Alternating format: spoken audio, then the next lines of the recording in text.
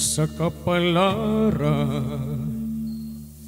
muhadlalan sa atong dughay matngo nila nga dili mapapas ang saata sa atong gugma bisan pa kung ang kangit-ngit muhabol sa duha ka langit dan agilang sa pahiyom mo ang gugma mo maoy kahay ako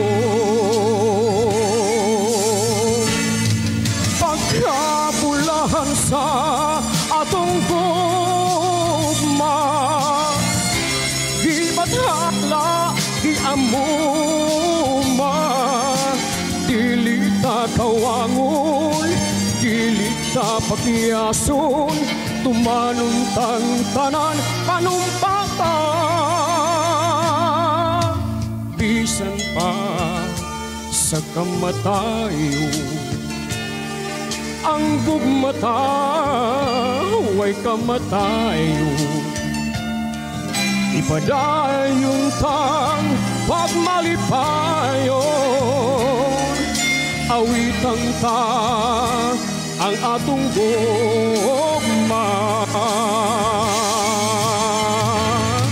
Pagkabulahan sa atong gugma, di bathala, di amuma, dili ta kawangon, dili ta pakiason, tumanuntang tanan panumpata.